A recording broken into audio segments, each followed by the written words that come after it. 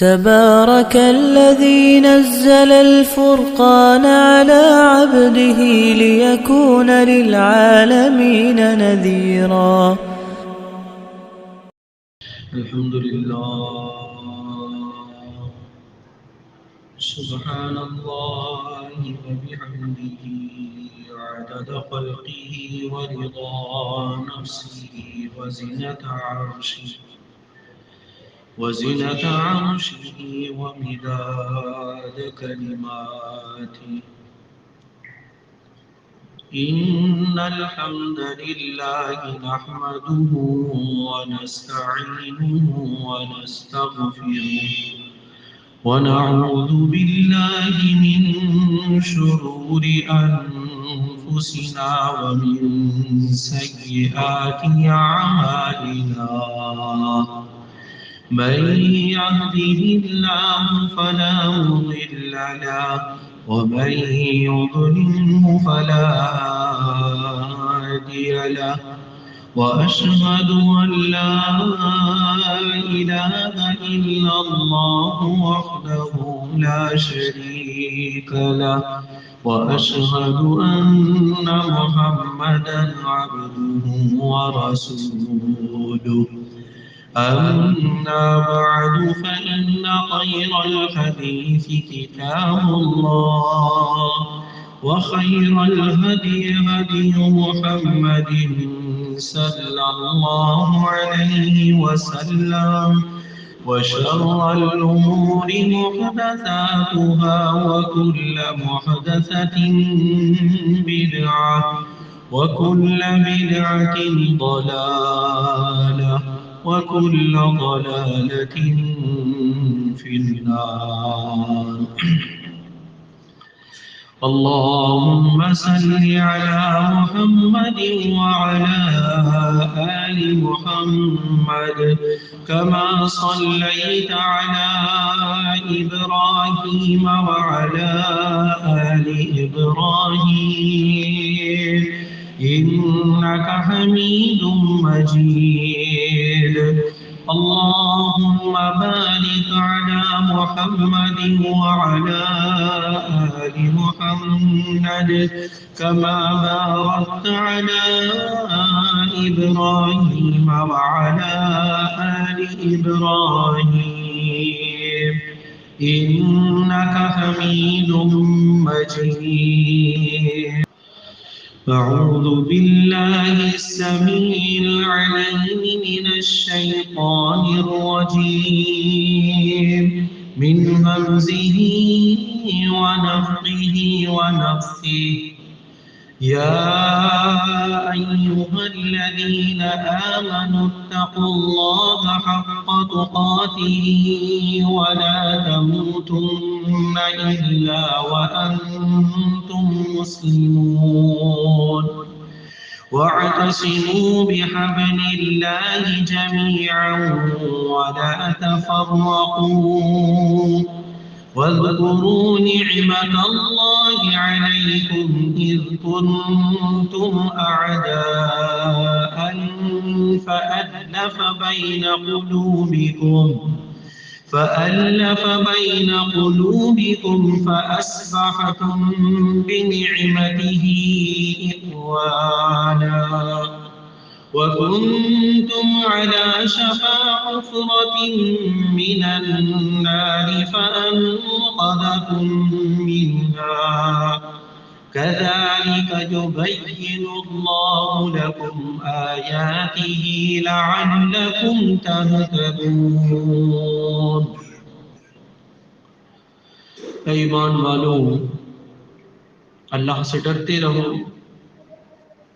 जैसा कि उससे डरने का हक है और तुम्हें हरगिज मौत ना आए मगर इस हालत में कि तुम मुस्लिम हो। और ए ईमान वालों, तुम सब मिलकर अल्लाह की रस्सी को मजबूती से पकड़ लो और फिरके फिरके न बनो। अल्लाह की नेमत को याद करो जो उसने तुम पर की। वो ये कि एक वो वक्त था कि तुम एक दूसरे के दुश्मन थे। اللہ نے تمہارے دلوں میں الفت ڈال دی، پھر تم اللہ کی نعمت سے بھائی بھائی بن گئے۔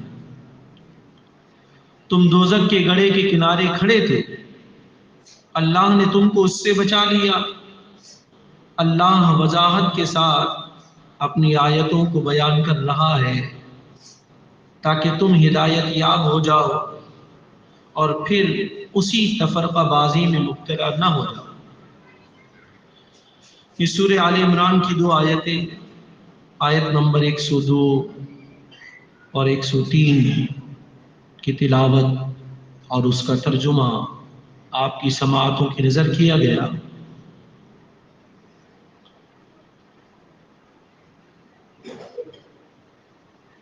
یہ ان آیات پر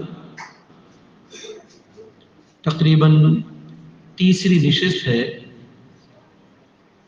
جو ہم تسلسل کے ساتھ ان آیات سے متعلق سماعت کر رہے ہیں۔ سب سے پہلے نشست میں آپ تمام افراد نے اللہ رب العالمین کے تقوی، اللہ کی پرہیزگاری اور اللہ رب العالمین کے خوف سے متعلق سماعت کی۔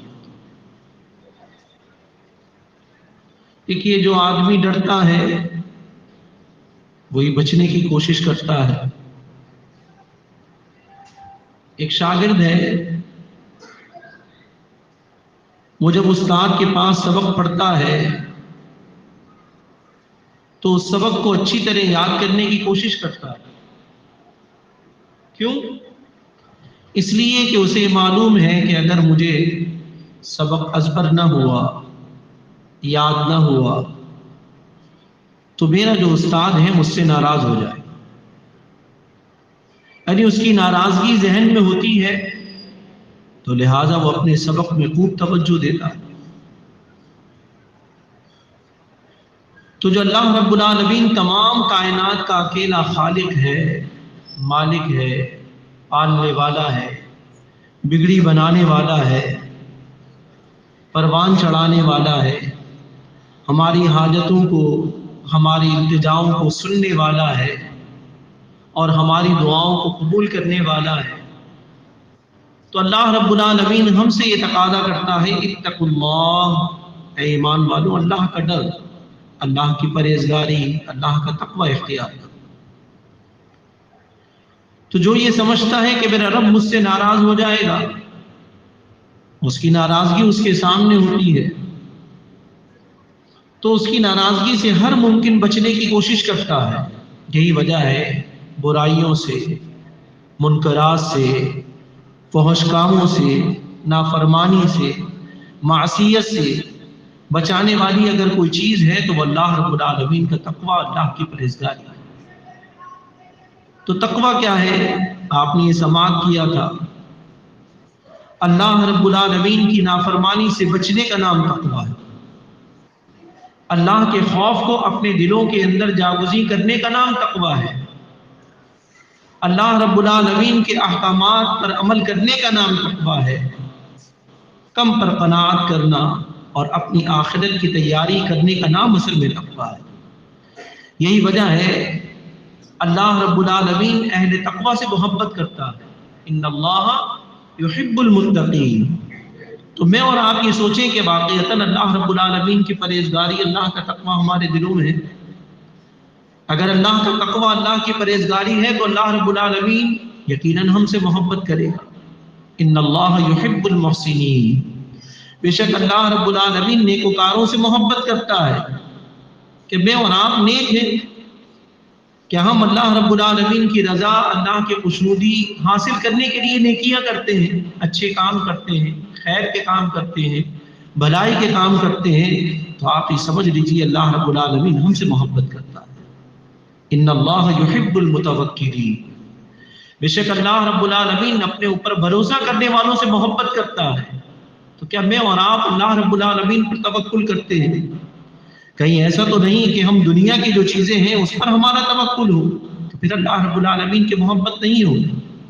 اللہ کی محبت پانے کے لیے اللہ رب العالمین پر کامل توکل، کامل بھروسہ کرنا۔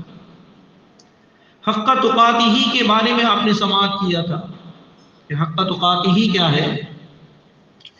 حق تقاتہ یہ ہے کہ ہر حال میں اللہ رب العالمین کو یاد رکھا جائے، اللہ کا ذکر کیا جائے اور اللہ رب العالمین کا شکر ادا کیا جائے۔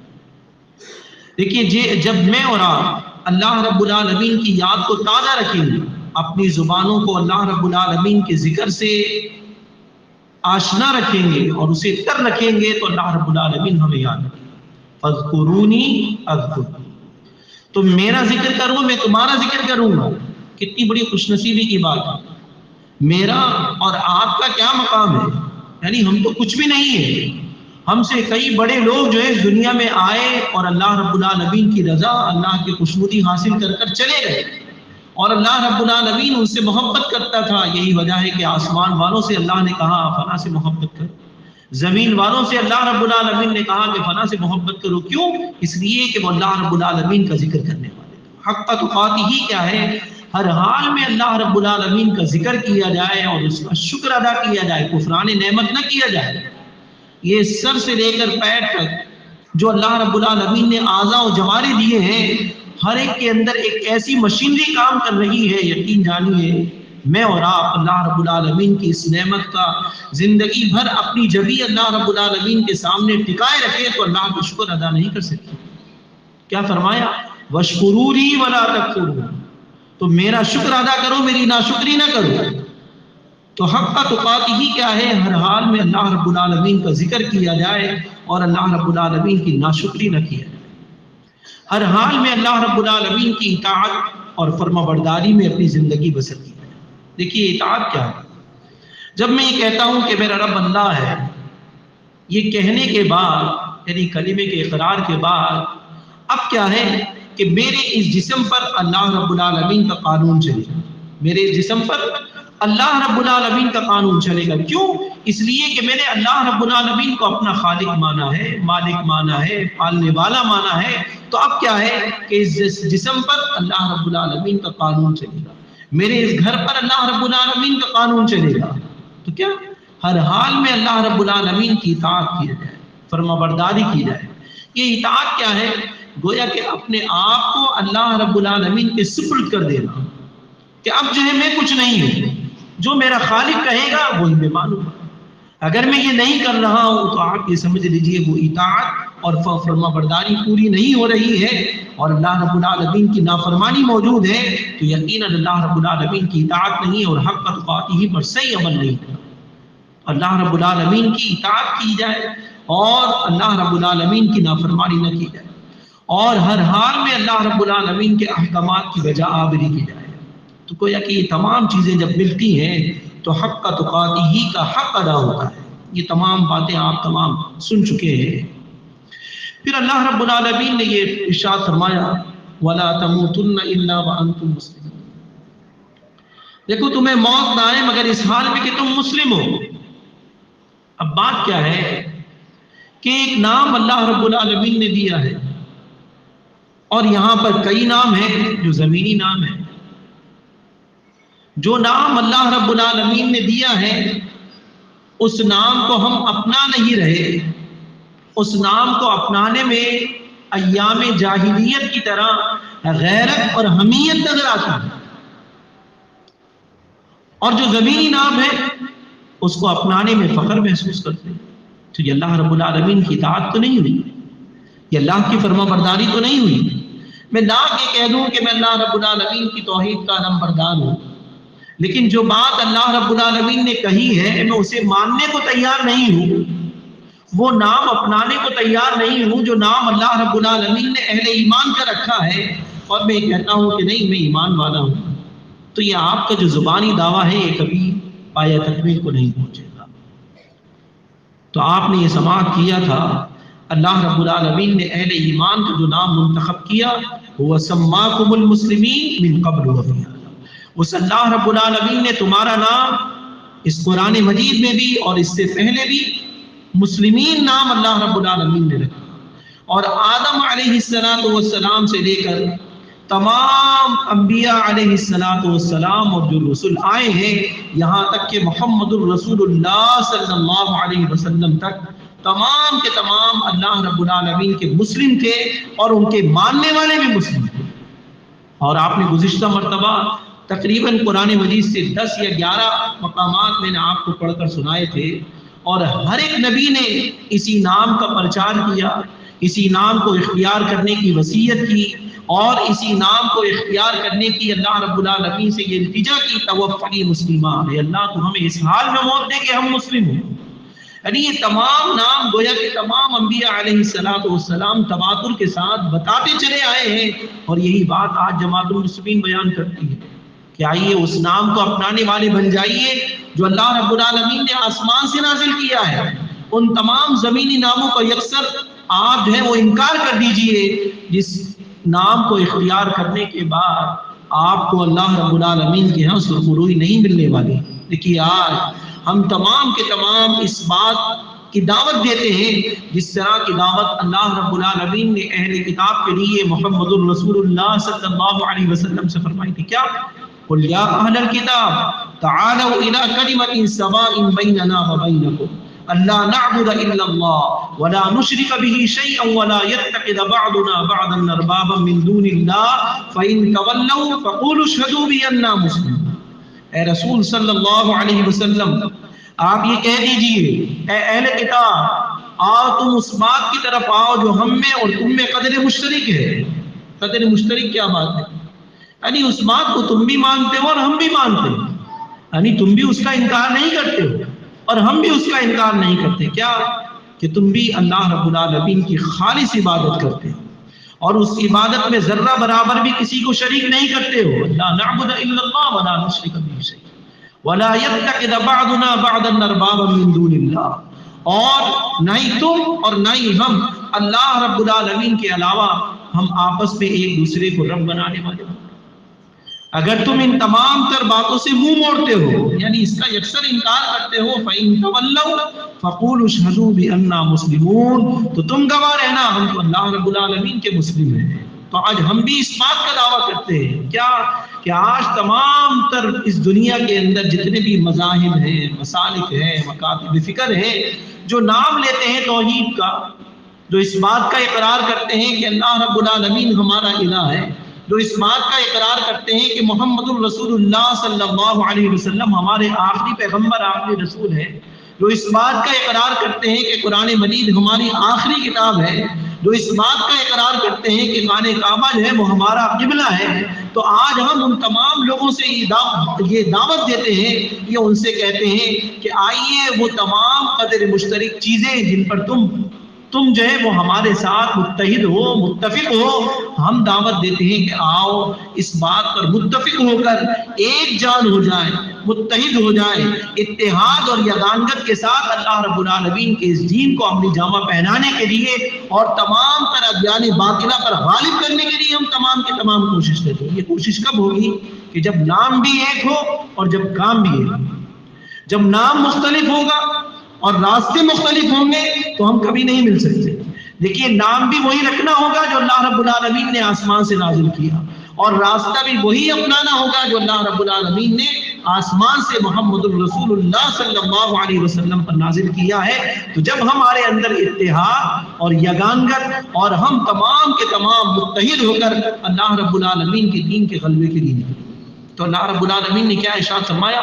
وَلَا تَمُوتُنَّ إِلَّا وَأَنتُمْ، تمہیں موت نہ آئے مگر اس حال میں کہ تم مسلم ہو. دیکھیے مسلم مرنے کے لیے آپ نے سنا تھا مسلم جینا ضروری ہے. مسلم جینا کیوں ہے؟ اس لیے کہ معلوم نہیں کس وقت، کس لمحے، کس گھڑی اللہ رب العالمین کی طرف سے بلاوا آ جائے. اگر ایسی حالت میں بلاوا آیا کہ اللہ رب العالمین کی نافرمانی کا کام سر انجام دے رہے ہو تو آپ یہ سمجھ لیجئے پھر خاتمہ ایمان اسلام کا نہیں ہوا. صحیح بخاری کے الفاظ آپ نے سماعت کیے تھے، انما الاعمال بالخواتیم، اعمال کا دار و مدار خاتمے پر ہے. یعنی جس حال میں آدمی مرا ہے تو اللہ رب العالمین سے دعا کیجیے اللہ رب العالمین مجھے اور آپ کو جب موت دے ایمان اور اسلام کی حالت میں موت دے. اس حال میں موت دے کہ ہم اللہ رب العالمین کے مسلم ہوں، اس حال میں موت دے کہ اللہ رب العالمین ہم سے راضی ہو. تو آپ یہ سمجھ لیجیے یہ جو معاملہ ہے یہ اللہ رب العالمین کے ہاں سرخروئی کا ہوگا. اب اللہ رب العالمین نے ہم سے یہ تقاضا کیا، کیا وَاعْتَصِمُوا بِحَبْلِ اللَّهِ جَمِيعًا وَلَا تَفَرَّقُوا۔ اے ایمان والو، تم تمام کے تمام متحد ہو کر، ایک جماعت ہو کر اللہ رب العالمین کی رسی کو مضبوطی سے پکڑو۔ یہ جو اعتصام ہے، یہ گویا کہ مضبوطی کے ساتھ اللہ رب العالمین کی رسی کو تھامنا ہے، اسے چھوڑنا نہیں ہے۔ کیا فرمایا؟ ان الذین قالوا ربنا اللہ ثم استقاموا، بے شک جن لوگوں نے کہا ہمارا رب اللہ ہے اور اس پر انہوں نے استقامت دکھائی۔ دیکھیے، اس بات کا اقرار کرنے کے بعد، آج تو اقرار کرتے ہیں کچھ بھی نہیں ہوتا، پہلے لوگ جب اس کلمے کا اقرار کرتے تھے کہ ہمارا اللہ رب العالمین کے علاوہ کوئی الہ نہیں ہے، تو آپ یہ سمجھ لیجیے مصیبتوں کے پہاڑ ان پر ٹوٹنا شروع ہو جاتے تھے۔ آپ دیکھیے ابو ذر غفاری رضی اللہ تعالیٰ عنہ نے جب اسلام قبول کیا، اللہ کے رسول صلی اللہ علیہ وسلم کے سامنے کلمہ کا اقرار کیا، اور آپ نے فرمایا ابو ذر تم ابھی اپنی جگہ پر چلے جاؤ، اور جب دیکھنا کہ ہم غالب آ جائیں تو تم ہمارے ساتھ آ کر مل جانا۔ انہوں نے کہا نہیں، یہ اللہ رب العالمین کا پیغام ہے، یہ اللہ کی توحید ہے، اللہ کی قسم ہے اللہ کے رسول صلی اللہ علیہ وسلم میں اس کا اقرار کروں گا۔ یہ دل اللہ رب العالمین نے ان لوگوں کو دیا تھا کہ ببام یہ دہل وہ اس بات کا اقرار کرنے والے اور لوگوں کو اس کا پیغام پہنچانے والے تھے، اور اس میں انہیں کسی بھی قسم کی کوئی لیت اولاد نہیں ہوا کرتی تھی۔ یہ اللہ رب العالمین نے ان کو مضبوط یہ دل بھی دیا تھا، اور اللہ رب العالمین نے ذہن بھی دیا تھا اور جسم بھی دیا تھا کہ وہ اللہ رب العالمین کے دین کو غالب کرنے کے لیے محنت کریں۔ کھڑے ہو گئے مکے کے چوک پر، اور انہوں نے کیا کہا؟ اشہد ان لا الہ الا اللہ وان محمد رسول اللہ۔ میں اس بات کی گواہی دیتا ہوں کہ اللہ کے علاوہ کوئی الہ نہیں، اور محمد صلی اللہ علیہ وسلم اللہ کے رسول ہیں۔ لوگوں نے کہا پکڑو اس بے دین کی قبر کو، اور اتنا مارا کہ لہو لہان ہو گئے۔ یہ کیا ہے؟ یہ اللہ رب العالمین کی توحید کا پیغام پہنچانے کے لیے وہ وہاں پر کھڑے ہوئے، اور ابن حضرت عباس رضی اللہ تعالیٰ عنہ وہاں پر نکل آئے، اور وہ ان کے اوپر گر گئے اور کہا کہ تم کیا کرتے ہو کہ تم ایسے لوگوں کو جو ہے مارتے ہو جن کے ساتھ تمہارا معاش کا معاملہ ہے۔ تو بتانے کا مقصد یہ ہے کہ اللہ رب العالمین کہ دین کا جب اقرار کیا اور یہ کہا ان الذین قالوا ربنا اللہ ثم استقاموا، اب جب ثم استقاموا ہوگا، استقامت ہوگی، تو پھر کیا ہوگا؟ تتنزل علیہم الملائکہ، تو فرشتوں کا نزول ہوگا۔ یہ کب ہوگا؟ کہ جب ہم استقامت کے ساتھ اللہ رب العالمین کے دین پر قائم رہیں گے۔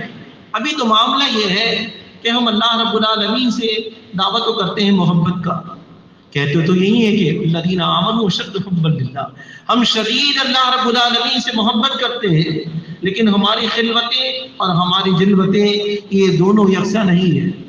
اللہ کا ڈر، اللہ کا خوف اس طرح ہمارے دلوں کے اندر جاگزی نہیں ہوا ہے۔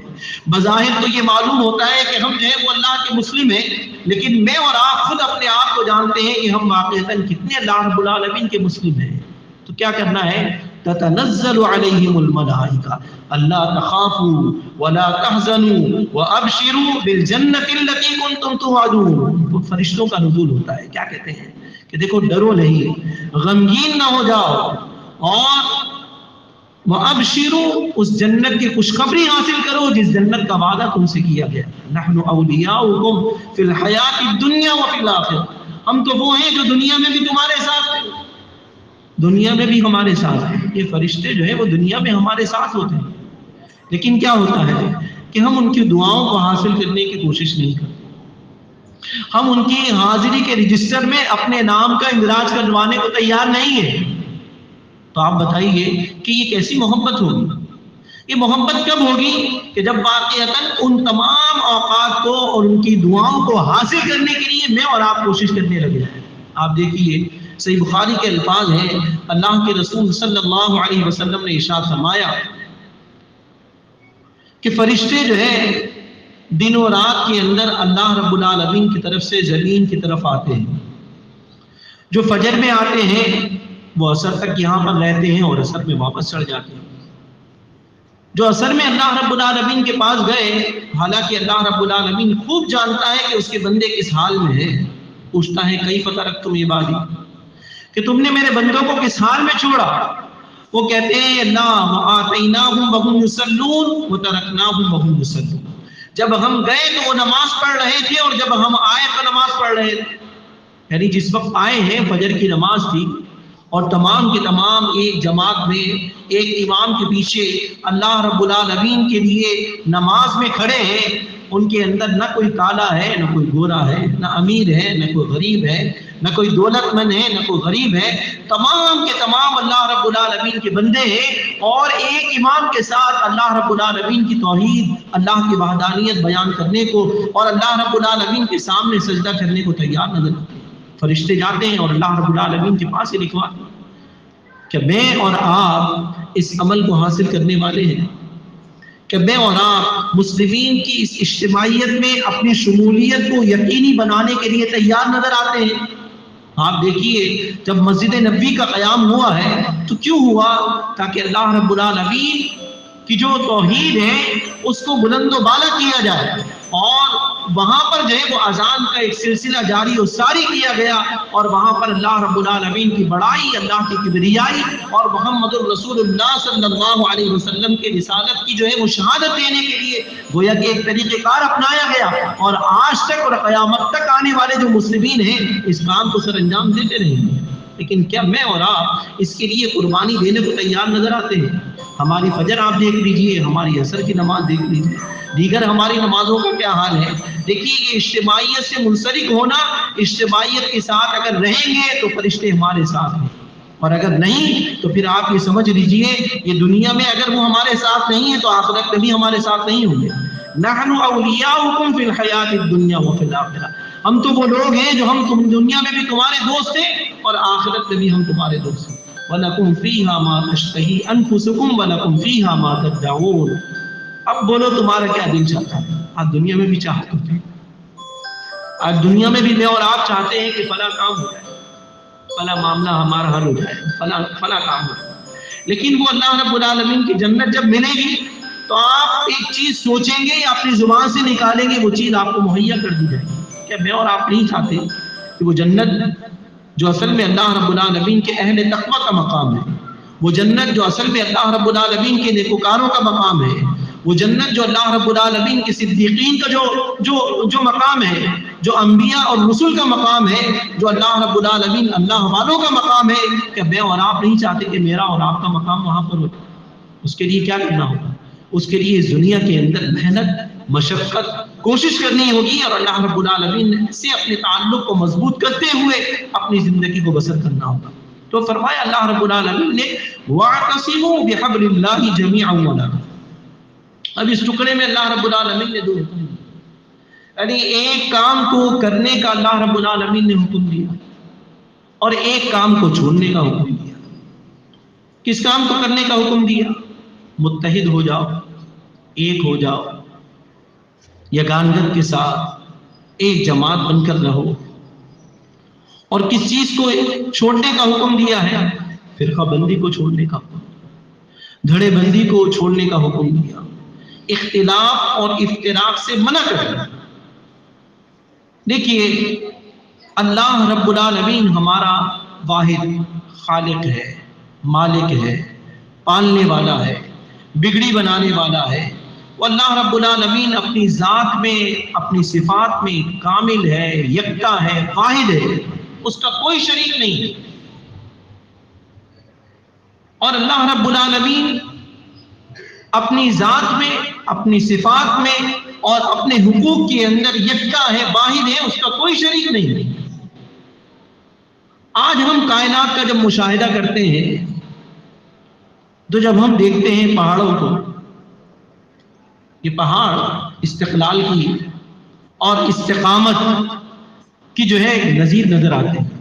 آپ دیکھیے کہیں پر پہاڑ ہیں وہ پتھر کی شکل میں، کہیں پہاڑ ہیں ان پر اللہ رب العالمین نے مختلف قسم کے جو ہے وہ انواع و اقسام کے پھل اور انواع و اقسام کی جو چیزیں ہیں اللہ رب العالمین نے اگوائی ہوئی ہیں. کہیں پہاڑوں کا ہم دیکھتے ہیں کہ وہاں پر برف جمی ہوئی ہے، لیکن حیت کے لحاظ سے تمام تر پہاڑ گویا کہ ایک نظر آتے ہیں. آپ سمندر کی مخلوقات کو دیکھیے، سمندر کی جو مخلوقات ہیں وہ آپ کو جہاں کہیں بھی آپ جائیں گے وہ مخلوقات گویا کہ اللہ رب العالمین نے جو اس کی بنیادی ساخت بنائی ہے وہ ایک نظر آتی ہے. وہ یہ الگ بات ہے ان کا رنگ الگ ہو، ان کی خوبصورتی الگ ہو، ان کا جمال اور حسین ہونا الگ ہو۔ بالکل اسی طرح آپ جو ہے پھول کو دیکھیے، آپ مختلف قسم کے جو ہے پھل کو دیکھیے، اللہ رب العالمین نے ان تمام کو گویا کہ بنیادی ساخت کے لحاظ سے ایک بنایا ہے۔ دنیا میں آپ کہیں بھی چلے جائیں، لیکن وہ کہیں پر آپ کو کچھ ملے گا، کہیں کچھ اور ملے گا۔ اب جب ہم انسانوں کو دیکھتے ہیں، اللہ رب العالمین نے یہ جو انسان بنائے ہیں اشرف المخلوقات، یہاں پر بھی آپ یہ دیکھیں گے ان کی بنیادی ساخت یکساں ہے، ایک ہے، اس میں علیحدگی نہیں ہے۔ ہاں آپ کو یہ ملے گا کہیں پر کالے ہیں، کہیں گورے ہیں، کہیں تہذیب و تمدن کا کہیں فرق نظر آئے گا آپ کو، کہیں پر جو ہے وہ لسانیت کا فرق نظر آئے گا، لیکن دو ہاتھ، دو آنکھیں، دو پیر، یہ جو جسامت، جو جسمانی ساخت اللہ رب العالمین نے بنائی ہے وہ ایک نظر آتی ہے۔ تو یہ جب ہم یہ دیکھتے ہیں کہ اللہ رب العالمین ایک ہے اور اللہ رب العالمین نے بنیادی ساخت کے لحاظ سے تمام انسان کو یکساں بنایا ہے، اس کی کیا وجوہات ہیں، کیا وجہ ہے؟ دیکھیے اللہ رب العالمین نے ارشاد فرمایا ان هذه امتکم امۃ واحدہ وانا ربکم فاتقون، بے شک یہ تمہاری امت ایک امت ہے اور میں تم تمام کا رب ہوں، لہذا تم مجھ ہی سے ڈرو۔ دیکھیے بنیادی ساخت کے لحاظ سے اللہ رب العالمین نے تمام انسانوں کو یکساں بنایا ہے اس پوری دنیا کے اندر۔ تو اللہ رب العالمین کیا چاہتا ہے کہ اگرچہ ان کی رنگ و نسل علیحدہ ہے، اگرچہ ان کی تہذیب اور تمدن کے اندر فرق نظر آتا ہے، لیکن اللہ رب العالمین کیا چاہتا ہے جو لوگ اللہ رب العالمین کی توحید کا پرچار کرنے والے ہیں، جو اللہ رب العالمین کی عبودیت اور اللہ رب العالمین کی بندگی سے سرشار ہیں، وہ ایک جماعت بن کر رہے ہیں، وہ متحد رہیں، وہ دنیا کے کسی کونے میں بھی ہو، وہ اگر یہ کہے کہ میں ایمان والا ہوں تو ہمیں معلوم ہو ہاں یہ ہمارا مسلم بھائی ہے، ہاں اس نے اللہ رب العالمین کے لیے اپنے آپ کو اللہ رب العالمین کے احکامات کے تابع کر دیا ہے، اپنے آپ کو اللہ رب العالمین کے سپرد کر دیا ہے۔ اب کوئی نہیں ہے، اس کا الہ ایک الہ ہے، وہی حاجت روا، وہی مشکل کشا، وہی پالنے والا، وہی بگڑی بنانے والا ہے۔ تو اللہ رب العالمین نے اب یہ انتظام کیسا کیا کہ تمام اہل ایمان، اہل اسلام متحد ہو جائیں، چاہے وہ دنیا کے کسی بھی کونے میں ہوں۔ کیسے متحد ہوں گے؟ ان کی پہچان گویا کہ ان کے نام سے اللہ رب العالمین نے رکھی ہے۔ سب سے پہلے ہوا سماکم المسلمین من قبل وفی ھذا، اس اللہ رب العالمین نے تمہارا نام مسلمین رکھا اس قرآن مجید میں بھی اور اس قرآن مجید سے پہلے، یعنی تمام ایمان والوں کا جو نام ہے وہ مسلمین ہے۔ یہ وہ نام ہے جس پر ہم متحد ہو سکتے ہیں، جس پر تمام تر امت کا جو اختلاف ہے وہ ختم ہو سکتا ہے، لیکن لوگ ہیں اسے ختم کرنے کو تیار نہیں۔ یہ جماعت المسلمین ہے جو ببانگ دہل اس بات کی جو ہے وہ لوگوں کو دعوت دے رہی ہے، آئیے اس نام کو اپنانے والے بن جائیے جو اللہ رب العالمین نے رکھا ہے۔ جب ہم اللہ کے رکھے ہوئے نام کو اپنائیں گے تو ہم یکجا ہو جائیں گے، ہم ایک ہو جائیں گے۔ جس طرح ہماری بنیادی ساخت بالکل ایک جیسی ہے، بالکل ایک جیسے جو ہے وہ ہم ہو جائیں گے۔ اب اللہ رب العالمین نے کیا کیا؟ نام بھی ایک رکھا اور پھر اللہ رب العالمین نے راستہ بھی ایک دیا۔ کیا؟ وَأَنَّ هَذَا صِرَاطِي مُسْتَقِيمًا فَاتَّبِعُوهُ وَلَا تَتَّبِعُوا السُّبُلَ فَتَفَرَّقَ بِكُمْ عَنْ سَبِيلِهِ، دیکھو یہی میرا سیدھا راستہ ہے، لہذا تم اس صراط مستقیم کی اتباع کرتے رہنا، اور اگر تم اس راستے کو چھوڑ کر دیگر راستوں کی اگر پیروی کرو گے تو سیدھے راستے سے بھٹک جاؤ۔ تو اللہ رب العالمین نے راستہ بھی دیا اور ایمان والوں کا نام بھی دیا، اور اللہ رب العالمین کی رضا کیا ہے، اللہ کی منشا کیا ہے کہ ہم تمام کے تمام متحد ہو جائیں۔ وَاعْتَصِمُوا بِحَبْلِ اللَّهِ جَمِيعًا وَلَا تَفَرَّقُوا، تو نام بھی اللہ رب العالمین نے دیا ہے اور راستہ بھی اللہ رب العالمین نے متعین کیا، اور اللہ رب العالمین نے کیا کہا؟ حبل اللہ، اللہ کی حبل اللہ، اللہ کی رسی کو پکڑ لو۔ دیکھیے جب ہم اللہ رب العالمین کو پکڑیں گے، اللہ کی رسی کو پکڑیں گے، تمام تر اختلافات ختم ہو جائیں گے۔ کیا فرمایا اللہ رب العالمین نے؟ یا ایھا الذین آمنوا اطیعوا اللہ واطیعوا الرسول واولی الامر منکم فان تنازعتم فی شیء فردوہ الی اللہ والرسول. اگر تمہارا اس معاملے میں کوئی تنازع ہو جائے، کون سے معاملے میں؟ دین اسلام کے معاملے میں، تو کیا کرو گے؟ اللہ اور اس کے رسول کی طرف لوٹا دو. جب ہم اللہ اور اس کے رسول کی طرف لوٹائیں گے تمام تر اختلافات ختم ہو جائیں گے. تو آج ہم بھی تو اسی بات کی دعوت دیتے ہیں. آئیے اپنی تمام تر اختلافات کو اس چیز پر رکھ دیں جو اللہ رب العالمین نے ہمیں دیا ہے. وہ میزان کیا ہے؟ وہ اللہ رب العالمین کے حبل اللہ ہے. اب یہ حبل اللہ کیا چیز ہے؟ یہ حبل اللہ کیا چیز ہے جسے اللہ رب العالمین نے لازم پکڑنے کا ہم سے کہا ہے؟ صحیح مسلم کے الفاظ ہیں، اللہ کے رسول صلی اللہ علیہ وسلم نے ارشاد فرمایا، الا وانی تارک ثقلین احدهما کتاب اللہ عز وجل. خبردار ہو جاؤ، دیکھو میں تم میں دو چیزیں چھوڑے جا رہا ہوں، اور جب تک تم ان تمام دونوں چیزوں کو مضبوطی سے تھامے رہو گے. ثقلین احدهما، اس میں سے ایک چیز کیا ہے؟ وہ ہے اللہ رب العالمین کی کتاب. هو حبل اللہ، یہ اللہ رب العالمین کی رسی ہے. من اتبعہ کان علی الہدی، جس نے اس کی اتباع کی وہ یقین وہ ہدایت پر گامزن رہا. ومن ترکہا کان علی ضلالہ، اور جس نے اسے چھوڑ دیا سوائے گمراہی کے اور اس کا مقدر نہیں. اب حبل اللہ کیا ہے؟ اللہ رب العالمین کی کتاب. تو کیا میں اور آپ اللہ رب العالمین کی کتاب کو مضبوطی سے تھامے ہوئے ہیں؟ کیا اللہ رب العالمین اور محمد الرسول اللہ صلی اللہ علیہ وسلم کے فرامین کو ہم مضبوطی سے اختیار کیے ہوئے ہیں؟ پھر آپ نے فرمایا دوسری چیز کیا ہے؟ دوسری چیز اللہ کے رسول صلی اللہ علیہ وسلم نے ارشاد فرمایا، وَأُذَكِّرُكُمُ اللَّهُ فِي أَهْلِ بَيْتِ. دوسری چیز کیا ہے؟ میرے اہل بیت ہیں. میں تمہیں اپنے اہل بیت کے معاملے میں اللہ رب العالمین کو یاد دلاتا ہوں. میں اپنے اہل بیت کے معاملے میں تمہیں اللہ رب العالمین کو یاد دلاتا ہوں. میں اپنے اہل بیت کے معاملے میں تمہیں اللہ رب العالمین کو یاد دلاتا ہوں. اب اللہ کے رسول صلی اللہ علیہ وسلم نے کیا ارشاد فرمایا؟ کتاب اللہ جو ہے وہ اللہ رب العالمین کی رسی ہے. اب کیا صرف اور صرف قرآن مجید ہی حبل اللہ کے اندر آتی ہے؟ کہ صرف قرآن مجید ہی حبل اللہ کے اندر آتا ہے؟ دیکھیے صحیح بخاری اور صحیح مسلم میں ہے، اللہ کے رسول صلی اللہ علیہ وسلم بیٹھے ہیں، ابو ہریرہ رضی اللہ عنہ بیان فرماتے ہیں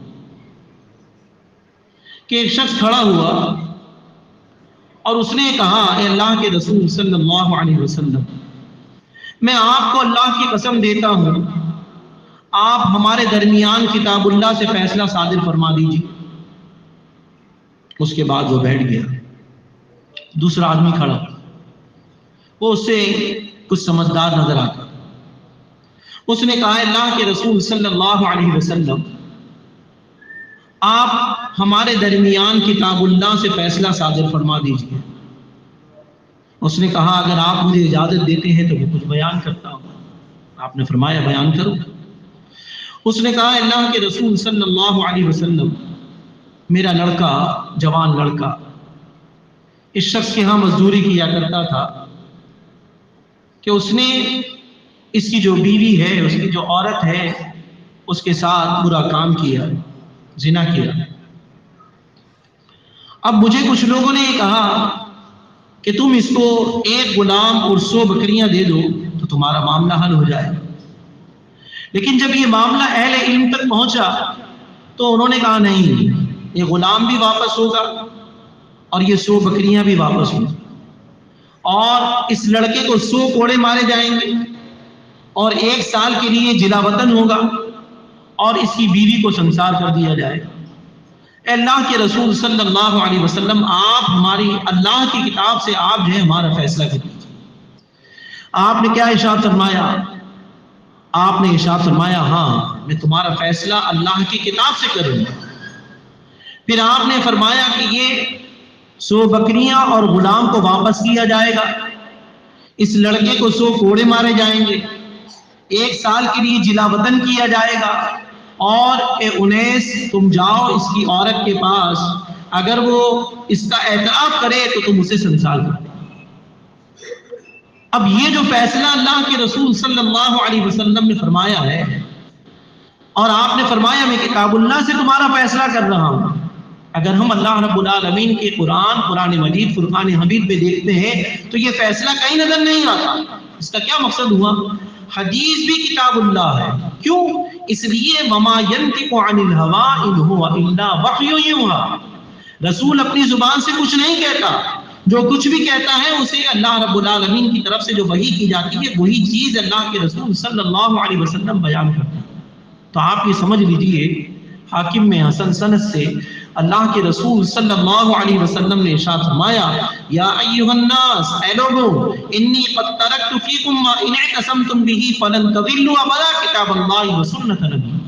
اے لوگوں دیکھو میں تم میں دو چیزیں چھوڑے جا رہا ہوں، جب تک تم اسے مضبوطی سے تھامے رہو گے تم کبھی گمراہ نہیں ہوگے۔ ایک کون سی ہے؟ اللہ کی کتاب، اور دوسری نبی صلی اللہ علیہ وسلم کی سنت۔ تو اب کیا معلوم ہوا کہ اصل میں حبل اللہ کیا ہے؟ اللہ رب العالمین کی کتاب اور محمد الرسول اللہ صلی اللہ علیہ وسلم کے فرامین۔ دیکھیے دین اسلام، اللہ کے رسول صلی اللہ علیہ وسلم پر جو وحی نازل ہوئی ہے اقرأ باسم ربک الذی خلق سے لے کر، اور پھر جو آخری آیہ مبارکہ ہے الیوم اکملت لکم دینکم، یا اللہ کے رسول صلی اللہ علیہ وسلم کی زندگی جو آپ کی اختتام پذیر ہوئی ہے، آپ اس دنیا سے رخصت ہوئے ہیں، تو وہیں تک جو بھی چیز ہے وہ دین اسلام ہے، وہ ہمارے لیے حجت ہے، وہ ہمارے لیے حجت شریعہ ہے۔ اور اسی دو چیزوں کے اندر اللہ رب العالمین نے اپنی جو دین ہے اس کو مکمل کر دیا، کامل کر دیا۔ اب اس کے اندر کسی بھی قسم کا کوئی نقص نہیں ہے، اس کے اندر نہ ہی کوئی اضافے کی گنجائش ہے اور نہ ہی کسی چیز کو کمی کیا جا سکتا ہے۔ تو اللہ رب العالمین نے کیا ارشاد فرمایا؟ وَاعْتَصِمُوا بِحَبْلِ اللَّهِ جَمِيعًا وَلَا تَفَرَّقُوا، اے ایمان والو تم سب کے سب مل کر اللہ رب العالمین کی رسی کو مضبوطی سے تھامے رہو اور فرقے فرقے نہ بنو۔ اللہ رب العالمین نے ایک اور جگہ ارشاد فرمایا، شرع لکم من الدین، اس اللہ نے تمہارے لیے دین کا واضح راستہ مقرر کیا، ما وصى به نوح والذی اوحینا الیک وما وصینا به ابراہیم وموسیٰ وعیسیٰ ان اقیموا الدین ولا تتفرقوا فیہ۔ تو اے رسول صلی اللہ علیہ وسلم، ہم نے اسی چیز کی وصیت جو ہے نوح علیہ السلام اور تمام انبیاء، ابراہیم علیہ السلام اور تمام انبیاء علیہ السلام، یہاں تک کہ موسیٰ اور عیسیٰ اور آپ کو بھی اسی چیز کی وحی کی، کیا؟ ان اقیم الدین، کے دین کو قائم رکھنا اور فرقے فرقے نہ بن جانا۔ تو دین کیا چیز ہے؟ یہ دین اللہ رب العالمین کا کلام، قرآن مجید فرقان حمید اور محمد الرسول اللہ صلی اللہ علیہ وسلم کی سنت کے اندر مذکور ہے۔ تو آپ یہ سمجھ لیجئے یہ حبل اللہ کیا چیز ہے، اللہ رب العالمین کی رسی سے کیا مراد ہے، یہ قرآن مجید اور محمد الرسول اللہ صلی اللہ علیہ وسلم کی سنت ہے۔ جب تک ہم اسے مضبوطی سے تھامے رہیں گے تو آپ یہ سمجھ لیجئے ہمارے اندر کوئی اختلاف، اور نہ ہی اختلاف ہوگا تو افتراق میں نہیں ہوگا۔ ہم تمام کے تمام اللہ رب العالمین کے مسلم ہوں گے اور اللہ رب العالمین کی توحید پر گامزن ہوں گے اور اللہ رب العالمین کی اس توحید کا پرچار کرتے رہیں گے، اور اس دنیا میں اللہ رب العالمین کے دین کو غالب کرنے کے لیے ہر ممکن طریقے سے کوشش کرتے رہیں گے۔ تو اللہ رب العالمین نے جو آگے ارشاد فرمایا ہے وَلَا تَتَفَرَّقُوا، اور دیکھو فرقے فرقے نہ ہو جانا۔ تو انشاءاللہ العزیز آئندہ اس بارے میں ہم سماعت کریں گے کہ یہ فرقہ بندی کیا چیز ہے، کہ یہ فرقہ بندی جو ہے وہ دین اسلام میں شامل ہے، فرقہ بندی فرقہ کیا ہے اور الجماعت کیا ہے، کیا فرقہ جو ہے وہ اللہ کے رسول صلی اللہ علیہ وسلم کے ساتھ اس کا تعلق ہے، یا الجماعت کا اللہ کے رسول صلی اللہ علیہ وسلم کے ساتھ تعلق ہے، کہ وہ کون سا فرقہ ہے جو فرقہ ناجیہ ہے، جو جنت کے اندر جائے گا، اس کے کیا عوامل ہیں، وہ کون سا ہے۔ یقیناً اس کے بارے میں آئندہ جو درس ہوگا اس کے بارے میں آپ تمام لوگ جو ہے وہ سماعت کریں گے۔ آج اس بات کو میں اور آپ یہاں سے اپنے اندر مضبوط کر کر اور لازم کر کر ذہن کے اندر جو ہے وہ پیوست کر جائے، سب سے پہلے اللہ رب العالمین کا تقوی اختیار کیجیے، اللہ کا ڈر، اللہ کی پرہیزگاری اختیار کیجیے، اپنی جلوت اور اپنی خلوت اللہ رب العالمین کے لیے یکساں بنائیے، اپنی نمازوں کا، دیگر اور دینی جو معاملات ہیں اس کا ہر طریقے سے یہ کوشش کیجیے کہ کسی طرح اللہ رب العالمین کی رضا، اللہ کی خوشنودی مجھے اور آپ کو میسر آ جائے۔ اور ہر حال میں مسلم رہیے، کیونکہ اللہ رب العالمین نے ہم سے یہ تقاضا کیا ہے وَلَا تَمُوتُنَّ إِلَّا وَأَنْتُمْ مُسْلِمُونَ، تمہیں موت نہ آئے مگر اس حال میں کہ تم مسلم ہو۔ اور دیکھیے اللہ رب العالمین نے بنیادی ساخت کے لحاظ سے تمام انسان کو جب یکساں بنایا ہے تو ہم دینی لحاظ سے کیوں نہیں ہوتے؟ ہم کیوں متحد نہیں ہوتے؟ متحد ہونے کا، اتحاد اور یگانگت کا گویا کہ ایک ہی طریقہ کار ہے، ان تمام کا نام ایک ہو اور تمام کا جو راستہ ہے وہ ایک ہو۔ یہ دونوں چیزیں جب یکساں ہو جائیں گی تو ایمان والے، چاہے وہ کہیں پر رہنے والے ہوں، وہ عرب میں ہوں، عجم میں ہوں، کسی اور جگہ کے رہنے والے ہوں، بس وہ نام لے گا کہ میں مسلم ہوں تو ہمیں معلوم ہوگا کہ ہاں یہی واقعتاً اللہ رب العالمین کی توحید کا پرچار کرنے والا اور محمد الرسول اللہ صلی اللہ علیہ وسلم کی رسالت کا اقرار کرنے والا ہے۔ تربیتی پروگرام جو ہے وہ الحمدللہ یہ بھی جو ہے وہ جاری ہے۔ اللہ رب العالمین ہمیں سیکھنے اور سکھانے کی اللہ توفیق دے، اور جو کچھ بھی ہم سیکھ رہے ہیں اللہ رب العالمین اس پر عمل کرنے کی توفیق دے۔ دیکھیں گزشتہ مرتبہ آپ لوگوں نے وضو سے متعلق سماعت کیا تھا، اور وضو کا طریقہ، وضو کے لیے کتنا پانی درکار ہے، اور یہ بھی سماعت کیا تھا کہ وضو کی جو فضائل ہیں وہ کیا ہے۔ کسی ایک کو کوئی ایک فضیلت یاد وضو کے حوالے سے، وضو کے حوالے سے جس کسی کو کوئی ایک فضیلت یاد ہو وہ ہاتھ کھڑا کرے، تاکہ یہ معلوم ہو کہ یار ہم نے جو کچھ بھی سنا ہے وہ چیز جو ہے وہ ہم اس سے ازبر کرتے چلے جا رہے ہیں یا نہیں۔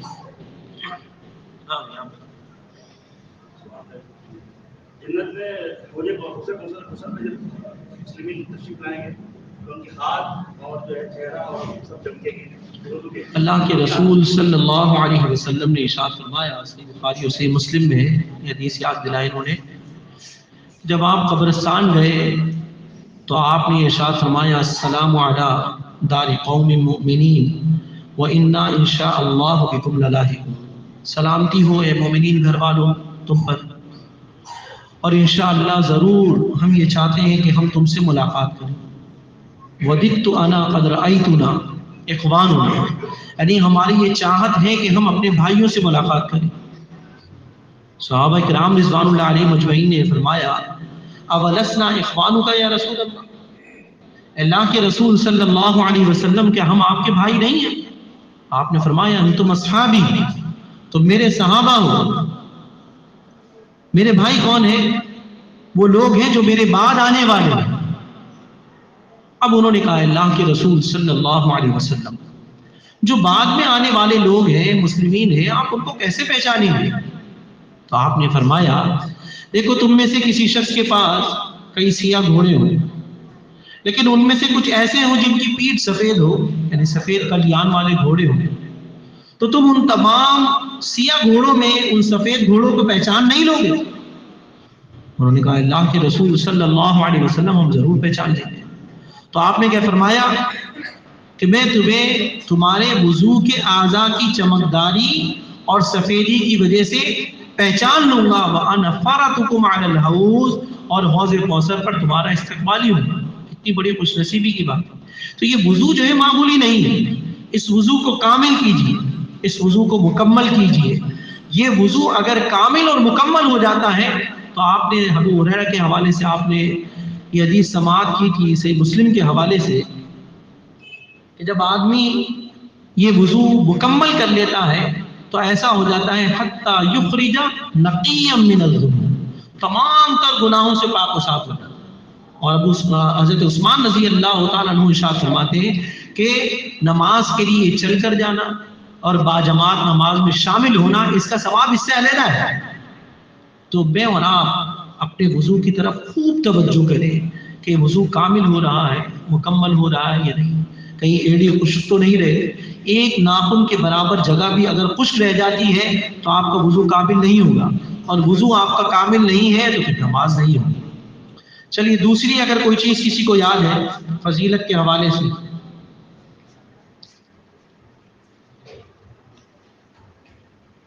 جی جی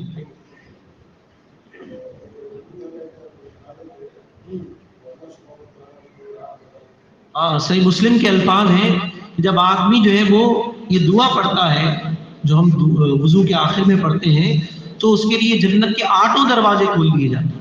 وہ دعا بھی ہم نے گزشتہ مرتبہ یاد کی تھی، یاد ہے دعا؟ ہاں بھائی، کسے یاد ہے؟ سناؤ، کھڑے ہو جاؤ۔ صحیح، اور کسی کو یاد ہے؟ سناؤ، آپ سناؤ۔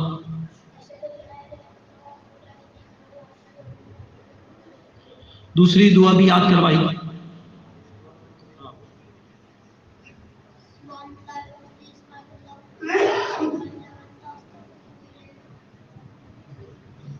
کچھ گڑبڑ ہے، اور کس کو یاد ہے؟ اور کسے یاد ہے؟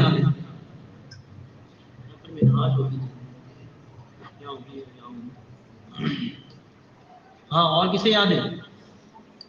سنائیے۔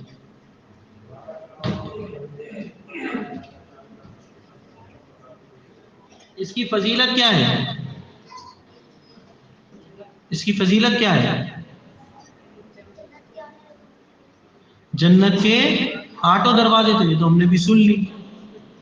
اس کی فضیلت کیا ہے بھائی؟ کون بتائے؟ ہاں،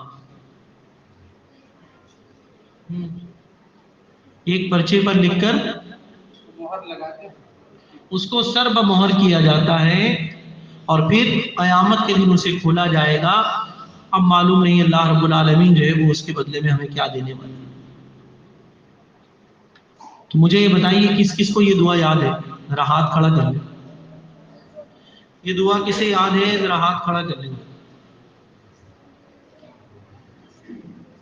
سب کو یاد نہیں ہے مجھے لگتا ہے، یاد کر لیں اس کو۔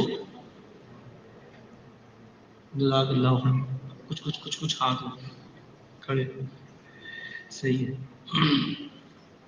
ایک دفعہ دوہرا لیتے ہیں، پہلے صحیح مسلم کے حوالے سے جو دعا ہے اس کو دوہرا لیں۔ اشہد ان لا الہ الا اللہ، اشہد ان لا الہ الا اللہ وحدہ لا شریک لہ لا شریک لہ اشہد ان لا الہ الا اللہ وحدہ لا شریک لہ واشہد ان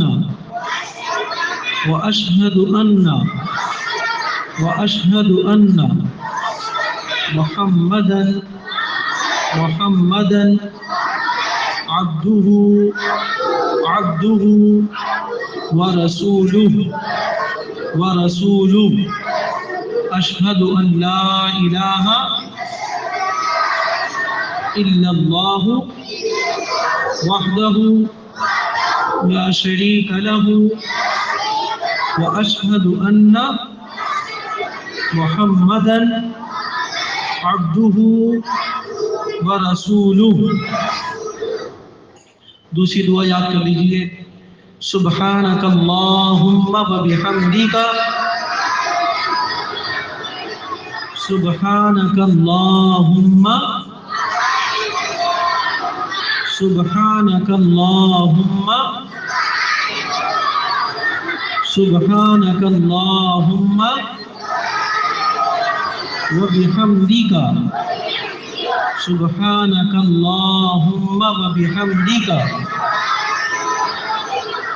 سبحانک اللہم وبحمدک، اشہد ان لا الہ اشہد ان لا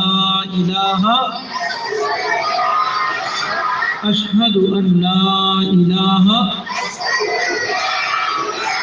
الا انت، اشہد ان لا الہ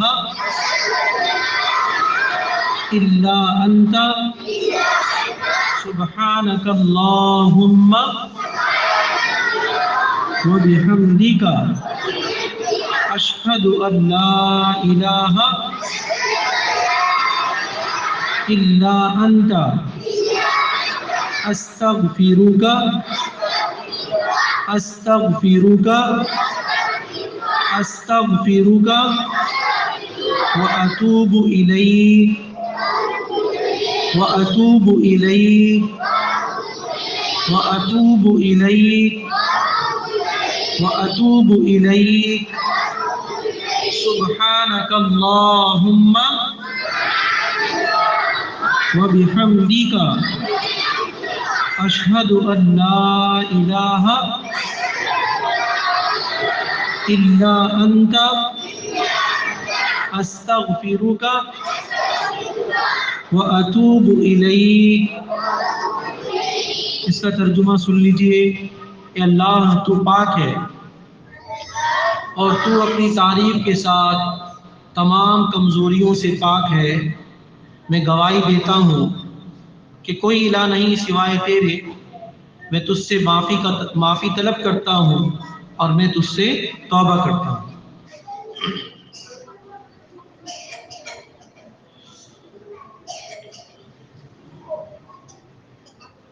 اچھا وضو جو ہے وہ کن چیزوں سے ٹوٹ جاتا ہے؟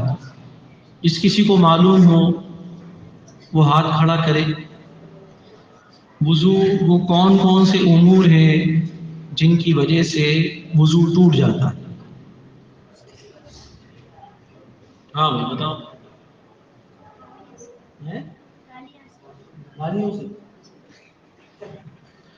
گالیاں تو ویسے ہی نہیں دینا. سباب المسلم فسوق وقتالہ ہے. مسلم کو گالی دینا کیا ہے؟ فسق کا کام ہے، برا کام ہے. یہ جو ہم جب گالیاں دیتے ہیں، یہ بری بات اپنی زبان سے نکالتے ہیں تو کیا ہوتا ہے؟ اللہ رب العالمین ناراض ہوتا ہے. صحیح ہے؟ چاہے وہ بچے ہوں چاہے وہ بڑے ہوں. ہم جس جگہ پر رہتے ہیں یہاں تو جیسے ہی ہم باہر نکلتے ہیں دیکھ لیجیے آپ کیا صورتحال ہے. تو کم سے کم اس محلے میں جو مسلمین رہتے ہیں انہیں یہ چاہیے کہ وہ اپنے اعضاء و جوارح سے یہ بتائیں کہ واقعتاً وہ اللہ رب العالمین کے احکامات پر عمل کرنے والے ہیں. وہ کیسے معلوم ہوگا؟ ان کے اعضاء و جوارح سے معلوم ہے. المسلم من سلم المسلمون من لسانہ و یدہ، صحیح بخاری کا الفاظ ہے. مسلم کون ہے؟ جس کے ہاتھ اور جس کی زبان سے دوسرا مسلم محفوظ رہے. کہ میں اور آپ اپنے ہاتھ سے اور اپنی زبان سے گویا کہ دوسرے جو لوگ ہیں ان کے محفوظ رکھتے ہیں. دیکھیے نا صحیح بخاری میں اللہ کے رسول صلی اللہ علیہ وسلم نے ارشاد فرمایا کہ ایک آدمی ہے جو اپنے والدین کو گالی دیتا ہے یا اپنے والدین پر لعنت اور ملامت کرتا ہے. تو صحابہ نے کہا اللہ کے رسول صلی اللہ علیہ وسلم وہ کون ہے جو اپنے والدین کو گالی دے یا ان پر لعنت کرے؟ کیا فرمایا کہ اگر وہ شخص دوسرے کو گالی دیتا ہے، اس کے والدین کو اگر گالی دیتا ہے، گویا کہ یہ کلمہ اس کے لیے پلٹ کر آتا ہے. اگر وہ دوسرے پر لعنت ملامت کرتا ہے تو یہ کلمہ اس کے لیے آتا ہے. تو اب کیا ہے؟ مسلم ہونے کے بعد کیا ہوگا کہ وہ اپنی زبان اور اپنے ہاتھ سے دوسروں کو محفوظ رکھے گا، اپنے شر سے محفوظ رکھے گا. تب تو آپ سمجھ لیجیے کہ مسلم بنے. ورنہ یہ زبان سے مسلم ہو جانا یہ کافی نہیں ہے. تو وہ امور جن کے بعد دوبارہ وضو کرنا چاہیے.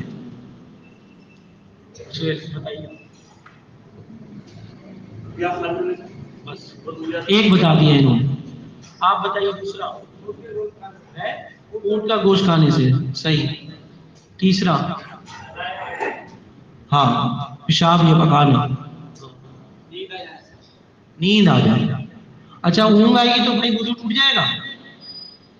اونگ آنے سے آپ سے پوچھو ہے. ہاں اگر اونگ آئے گی تو وضو نہیں ٹوٹے گا. نیند آ جائے گی تو پھر وضو ٹوٹ جائے گا. اسی لیے جو ہے وہ ٹیک لگا کر سونے سے منع کریں. وضو کے بعد آپ جو ہے وہ ہوشیار ہیں، خصوصاً فجر کے وقت میں ایسا ہوتا ہے. اچھا جی اور یہ ہو گئی 1 2 3 4. ہاں پانچواں بتا دیں. ہاں آزار ٹکنے سے نیچے چلے جائیں. آزار ٹکنے سے نیچے چلے جائیں وضو ٹوٹ جاتا ہے. لیکن یہ آزار جو ہے مستقل اگر نیچے رہے اس سے کیا ہوتا ہے بھائی؟ ہاں عبد المجید بھائی کچھ بتانا چاہتے ہیں. نہیں میں اصل میں آپ کچھ کام کر رہے تھے نا، آپ آئے یہاں پر جو بیٹھے ہوئے وہ سمجھے. ہاں ازار جو ہے وہ نیچے چلا گیا، اس سے وضو ٹوٹ گیا. لیکن یہ ازار اگر مستقل رہتا ہے تو یہ کس چیز کی علامت ہے حاکم بتائیے؟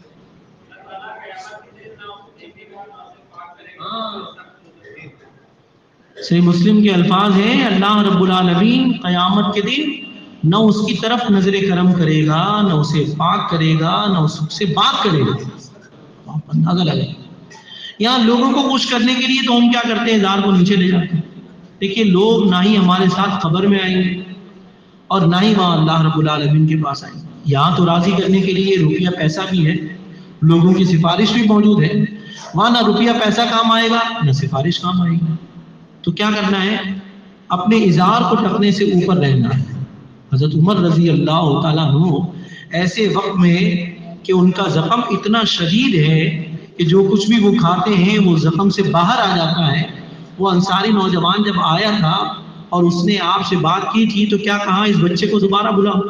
اور یہ کیا کہا، اے میرے بھتیجے اس ازار کو اونچا رکھو. کیوں؟ اس سے اللہ رب العالمین بھی راضی رہے گا اور اس کی ناراضگی سے بھی بچو گے اور اپنے کپڑے کو صاف اور ستھرا بھی رکھو. تو ازار نیچے لٹکانے سے وضو ٹوٹ جاتا ہے. لیکن ہوتا یہ ہے کہ بعض لوگ مسجد سے جب باہر جاتے ہیں تو اپنے ازار کو نیچے کر لیتے ہیں اور جب مسجد میں آتے ہیں تو اپنے ازار کو جو ہے وہ اوپر کر لیتے ہیں.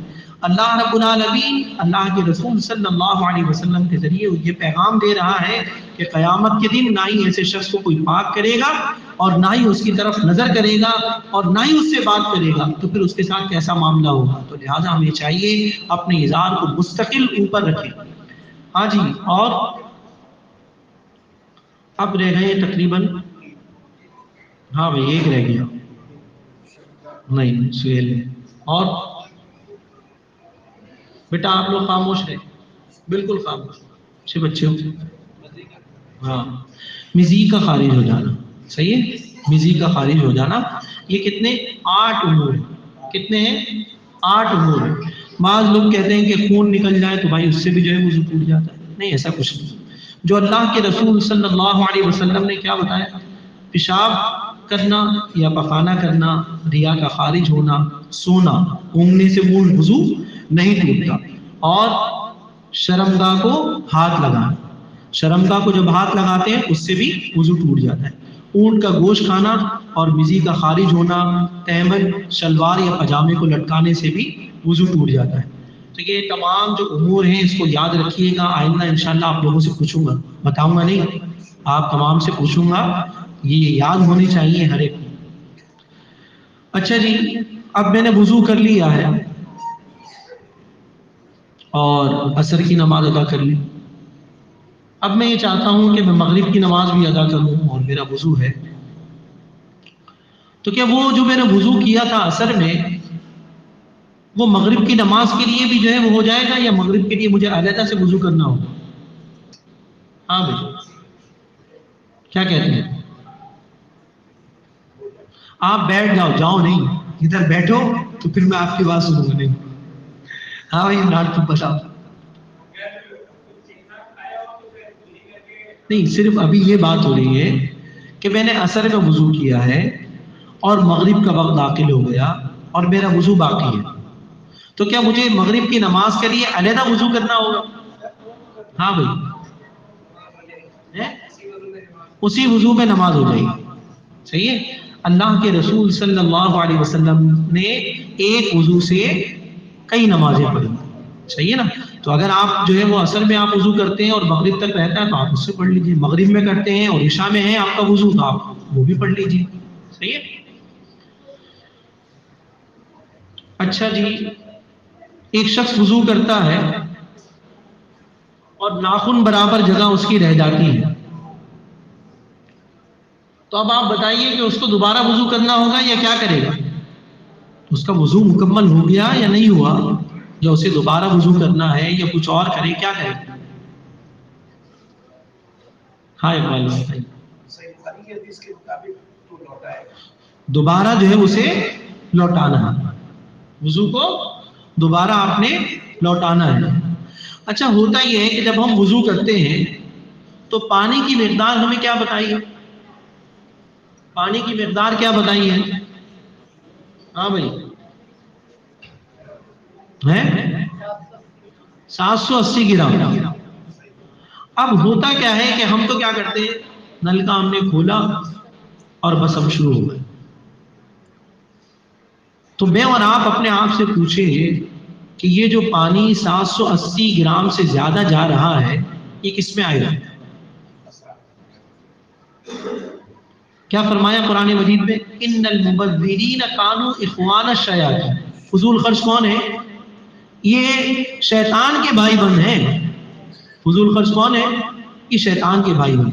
تو کیا کرنا ہے؟ فضول خرچی نہیں کرنا، نہ ہی غسل میں اور نہ ہی وضو کے اندر. یہ تو بتا دیا وضو کے لیے جو ہے وہ 780 گرام پانی. اچھا ایک برتن میں ہم نے وضو کیا ہے، اب وہ برتن کا پانی جو ہے وہ بچا ہوا ہے، تو ایک مرد نے جو ہے وضو کیا ہے، اب ایک خاتون یہ چاہتی ہے کہ اس پانی سے وضو کر لے، تو کیا وہ کر سکتی ہے؟ ہاں کر سکتی ہے. ہاں بھائی آپ بتائیں. صرف بیوی کر سکتی ہے، مرد سے مرد کر سکتا ہے. ہاں دیکھیے کوئی عورت کسی مرد کے بچے ہوئے پانی سے وضو نہیں کرے گی، اور نہ ہی کوئی مرد جو ہے وہ کسی عورت کے بچے ہوئے پانی سے وضو کرے گا، سوائے یہ کہ اس کی بیوی ہے. صحیح ہے. اچھا اب نماز ہم پڑھ لیں اور سب جو ہے وہ سب بندی ہوئی ہے، کسی کا وضو ٹوٹ جاتا ہے، اب وہ کیا کرے گا؟ کیا طریقہ کار ہے؟ ہاں اسلام بھائی کچھ بتانا تھا. ناک پر ہاتھ رکھ کر چلے جائے. اچھا اگر امام کا وضو جو ہے وہ ساقط ہو جاتا ہے پھر کیا ہوگا؟ امام کا وضو ہاں امام جو ہے وہ ناک پر ہاتھ رکھ کر چلا جائے گا اور اس کی دوسری جگہ جو ہے وہ امامت کے لیے کوئی آدمی آ جائے گا. اسی لیے اللہ کے رسول صلی اللہ علیہ وسلم نے کیا ارشاد فرمایا کہ امام کے جو قریب ہیں کون؟ اہل علم جو لوگ ہیں وہ کھڑے ہیں، اس لیے کہ وہ جانتے ہیں کہ کیا ہوگا. جب حضرت عمر رضی اللہ تعالیٰ عنہ پر جب قاتلانہ حملہ ہوا ہے تو اس وقت کیا کیا؟ عبد الرحمن بن عوف رضی اللہ تعالیٰ عنہ کو انہوں نے پکڑ کر آگے کیا اور خود جو ہے وہاں سے دور چلے.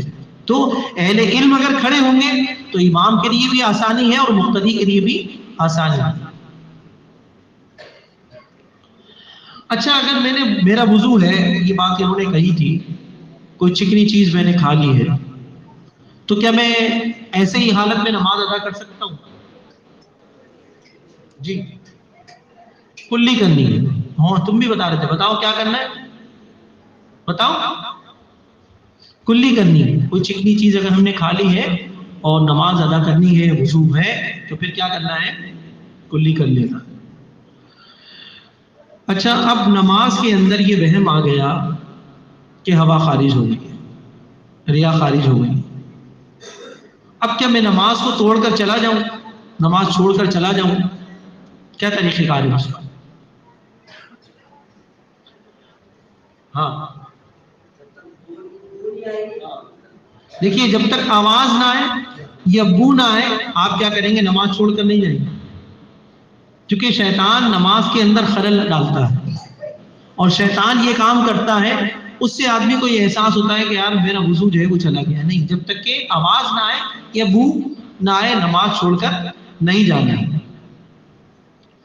اچھا یہ بتائیے کہ اگر کوئی شخص، ایک آدمی وضو کر رہا ہے اور یہ چاہتا ہے کہ یار میں اس کو وضو کراؤں، تو کیا طریقہ صحیح ہے؟ یعنی کوئی ایک آدمی دوسرے شخص کو وضو کرا سکتا ہے یا نہیں؟ جی کروا سکتا ہے، کروا سکتا ہے. خصوصاً ان لوگوں کو چاہیے جو نوجوان ہیں. اللہ کے رسول صلی اللہ علیہ وسلم کے لیے ہم دیکھتے ہیں کہ انہوں نے کیا کیا؟ وضو کا پانی رکھ لیا کرتے تھے، اللہ کے رسول صلی اللہ علیہ وسلم کا خیال کیا کرتے تھے. کہ یہاں پر بھی ہمیں چاہیے اپنے بڑوں کا احترام. اللہ کے رسول صلی اللہ علیہ وسلم نے کیا ارشاد فرمایا؟ لیس منا، وہ شخص ہم سے نہیں ہے. کون سا؟ من لم یرحم صغیرنا وَلَمْ يُعَقِّرْ كَبِيرَنَا فَلَيْسَ مِنَّا، جو ہمارے چھوٹوں پر رحم نہیں کرتا اور ہمارے بڑوں کی توقیر نہیں کرتا. یہ بڑے اللہ رب العالمین نے گویا کہ میں یہ سمجھتا ہوں کہ اللہ کی طرف سے بہت بڑی نعمت ہے. وہ جو بزرگ ہیں آپ کے، جو بڑے ہیں، آپ ان کا احترام کیجیے. جو آپ کے علماء ہیں آپ ان کا احترام کیجیے. یہ احترام آپ کے لیے کیا ہوگا؟ جب اللہ کے رسول صلی اللہ علیہ وسلم کے لیے جب وہ پانی رکھا کرتے تھے تو آپ ان کو دعا دیا کرتے تھے. آپ نے فرمایا کہ تم کیا مانگتے ہو؟ حضرت ثوبان سے جب کہا تو کیا فرمایا؟ اللہ کے رسول صلی اللہ علیہ وسلم میں آپ سے آخرت میں آپ کا ساتھ چاہتا ہوں. آپ نے فرمایا اگر ساتھ چاہتا ہے تو کثرت سجود کے ذریعے تم میری معاملت کرو، یعنی جتنی کثرت کے ساتھ تم سجدے کرو گے اللہ رب العالمین قیامت کے دن میرے ساتھ کرے گا، مجھے میرے ساتھ جو ہے وہ آپ کو کھڑا کر دے گا. تو یہ جو بڑوں کی جو دعائیں ہیں یہ ہمارے کام آئیں گی، خصوصاً اپنے والدین کی، بزرگوں کی، علماء کی. آپ دعائیں جو ہے وہ لیتے رہیں، اللہ رب العالمین اسے قبول فرمائے. اچھا، یہاں پر یہ الفاظ ہیں وضو کرنے کے بعد ایک ہاتھ کی انگلیاں دوسرے ہاتھ کی انگلیوں میں نہ ڈالیں. جب وضو کر لیں تو پھر کیا کریں؟ یہ ایسے ہم نے نہیں ڈالنا. یہ طریقہ کار وضو کے بعد صحیح نہیں. اب اس سے بعض لوگ کہتے ہیں کہ وضو ٹوٹ جاتا ہے. ہمیں نہیں معلوم کہ وضو ٹوٹتا ہے نہیں ٹوٹتا. ہاں، ڈالنے کو منع کیا ہے ایسے. آپ کریں نہیں یہ کام، چھوڑ دیں. اور اکثر جو لوگ وضو کرتے ہیں ان کو یہ چیز جو ہے وہ یاد رہتی ہے، تو اسے یاد رکھیے. میں یہ جو منہاج المسلمین ہے یہ غنی کی رحمت کرے اللہ رب العالمین مسعود احمد رحمۃ اللہ علیہ، یہ اتنی عرق ریزی کے ساتھ اور انہوں نے محنت کی ہے، مشقت کی ہے کہ اللہ رب العالمین کا جو دین ہے، دین اسلام، کامل دین اسلام ہر عام آدمی تک پہنچ جائے.